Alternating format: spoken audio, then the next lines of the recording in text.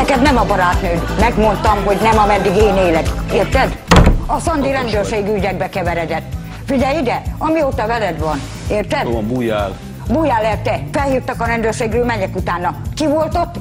Dezső. Ki volt? Dezső. Ki ült börtönbe? Én? Gondolod majd? Neked ahhoz mi között van, hogy Gondolod majd, börtönben? hogy én egy ilyen emberre hagyom a lányomat, hogy legyen? Hát nem. Kiállok mellette, mert az enyém. Nincs találkozás. Csetelgetés többet. Ő vele nincs.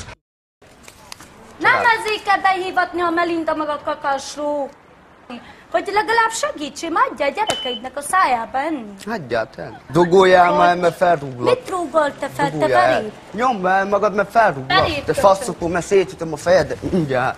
Anyádnak rúgdossál, te Köcsög. verép. Ha kimegyünk, Mi lesz innen a akkor? mentő Mi fog lesz? el.